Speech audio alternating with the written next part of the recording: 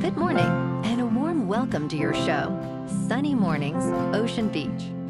I'm your host, Melissa, and it's Wednesday, February 25th. You'll be interested to know. 62 years ago, today, in 1964, a young Cassius Clay stunned the boxing world by defeating Sonny Liston to claim his first heavyweight crown and boldly announcing his new identity as Muhammad Ali. That victory marked a transformative milestone for sport and social visibility, as Muhammad Ali embodied fearless skill, outspoken conviction, and a redefinition of what a champion could represent. So now you know. And now, it's time for the Surf Report. Wednesday at Ocean Beach. This morning, it's looking fair with waves around 3 to 4 plus feet. Conditions are clean until noon, then they turn choppy by early afternoon. Winds are light on shore at 5 to 6 miles per hour, increasing slightly to 8 miles per hour later on. The swell is a medium period from the west-southwest. Best time to ride is at 10 a.m. with a 2-foot outgoing low tide, when the west-southwest swell is 4.5 feet at 9 seconds, and the onshore wind is 4 miles per hour. The first low tide on Wednesday will be 0 foot just after 12:30 p.m., followed by a 4-foot high tide just before 8:30. The nearshore buoy in San Francisco Bar reads 56 degrees for the water temperature. Thursday offers clean conditions with waves in the range of 2 to 3 feet, ideal for a light session. Friday sees a decrease in size, with 1 to 2 foot waves and fair conditions throughout the day. Saturday brings a steady increase, reaching 3 plus feet with choppy conditions in the afternoon, but early sessions may still provide some fun waves. This morning, it's mostly cloudy, and it feels like 59 degrees, with 6 mile per hour wind. The sunset will take place at 5:59, and it will rise again tomorrow at 6:44. It looks like we're in for a mostly cloudy day, with a high near 61, and temperatures dropping to around 57 in the afternoon, along with a light west-northwest breeze. Tonight, expect partly cloudy skies, with a low around 51 and light winds. Looking ahead in the weather. This morning, it's mostly cloudy, and it feels like 59 degrees, with 6 mile per hour wind. The sunset will take place at 5:59, and it will rise again tomorrow at 6:44. It looks like we're in for some mostly cloudy skies today, with a high around 60 and a mild breeze. Tonight, expect continued mostly cloudy conditions, with a low of 56 and light winds picking up a bit. Bonjour, food enthusiasts. This podcast is brought to you by Versailles Cafe and Pastries in Encinitas.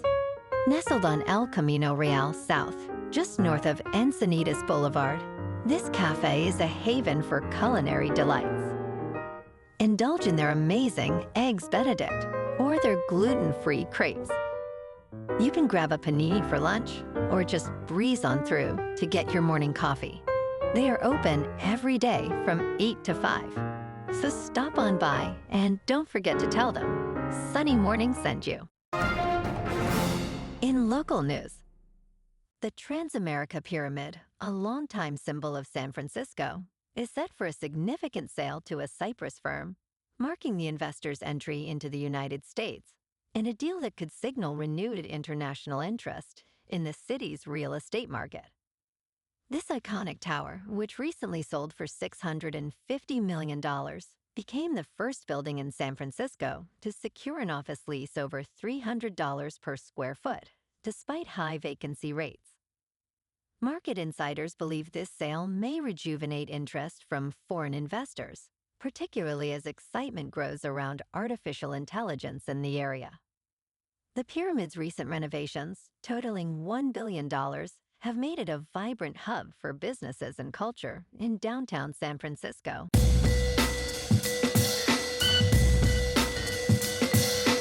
Now on to sports.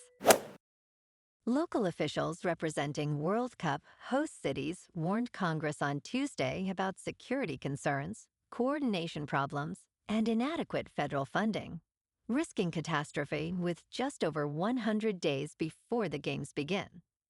Witnesses emphasized the urgent need to unfreeze Federal Emergency Management Agency money for security. Drone threats, human trafficking, and recent cartel violence in Mexico further complicate the situation. Officials testified that local agencies struggle to coordinate with federal authorities on security details. Funding is critical as delays could lead to catastrophic planning issues for events like the World Cup and the 2028 Olympics. The FIFA World Cup kicks off on June 11th in Mexico City. In local sports, the Golden State Warriors fell to the New Orleans Pelicans 113-109 on Tuesday night, despite a season-high 28 points from DeAnthony Melton. Zion Williamson led New Orleans with 26 points, while former Warrior Jordan Poole contributed 12 in the victory. The Warriors were without key players, including Steph Curry, who missed his 8th straight game due to a right knee injury. Moses Moody added 24 for Golden State, who now faces the Memphis Grizzlies on Wednesday night, looking to bounce back after losing 3 of their last 4 games. In top news, a massive rift is splitting Africa in half and may form Earth's 6th ocean, scientists say. In northeast Ethiopia, the rift shoved continental plates apart by 25 feet in just a few days, completely shocking researchers. The ground split wide open in September 2005 amidst volcanic eruptions and hundreds of earthquakes.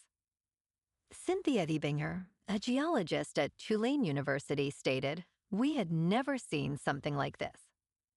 The Davahu fissure may lead to Africa splitting into 2 continents, creating a new ocean in millions of years. Ebinger predicts that dramatic episodes will continue every 50 to 100 years. In business news, big tech is buying up America's land, and home builders cannot compete. In Prince William County, Virginia, Steve Alloy, chief executive of Stanley Martin, noticed tech giants like Microsoft and Google acquiring land instead of housing developers. For instance, a data center developer paid $31 million for land meant for 250 housing units. As artificial intelligence grows, developers find selling to data centers more profitable than housing. In Northern Virginia, a housing shortage exceeds 75,000 homes, while data centers dominate land development. Local officials and residents express concerns over the impact on housing and community needs. In crypto movement, Bitcoin is up 2% to about $65,000. Ethereum is up 3.5% to just over $1,900. And XRP is up 1.5% to $1.37. Moving on to a more local vibe. In our community spotlight on health and wellness, we are working with a national Pilates studio to bring you some free classes, so listen up. Check out Club Pilates, with several locations in the San Diego area. Pilates presents a comprehensive wellness approach, cultivating strength, reducing tension, and elevating mental well-being. Scientific research affirms its benefits. So now you can check out Club Pilates for a free class, with locations in Encinitas, Solana Beach, Oceanside, La Jolla, and more. Just be sure to tell them Sunny Morning sent you by. And now, back to the show. Let's talk tech. Apple's OLED touchscreen MacBook Pros, set to launch this fall, will feature a dynamic island, similar to what is available on iPhones, according to Bloomberg's Mark Gurman. This feature was first introduced with the iPhone 14 Pro and iPhone 14 Pro Max, and will be smaller on the MacBook Pro. The new models will come in 14-inch and 16-inch screen sizes and will look similar to current versions. Apple will update the user interface to be dynamic for better touch or point-and-click functionality. Gurman notes that touchscreen Macs won't be announced during the March 4th event, but are expected to release closer to the end of 2026. And in entertainment news, Sony Pictures is set to reboot the Spider-Man universe with new people after several box office disappointments. Film boss Tom Rothman revealed that Spider-Man: No Way Home was banned in China due to the depiction of the Statue of Liberty. He confirmed a fresh reboot for the franchise, despite the success of the Venom films. Rothman stated, "Scarcity has value. You gotta make the audience miss you." He also expressed frustration that No Way Home made $1.9 billion globally, which could have exceeded $2 billion with Chinese approval. The live-action films have struggled overall, with Morbius earning $162 million. Well, alrighty, folks. It's time for the quote of the day. And today, our quote comes from the American author and motivational speaker, Les Brown. And he said, "Shoot for the moon. Even if you miss, you'll land among the stars." And that's a wrap for this morning. You can check out our Instagram, YouTube, and TikTok for some captivating aerial videos with local news and the surf reports. Have an amazing day, my good friends. We'll see you tomorrow with another episode of Sunny Mornings, Ocean Beach.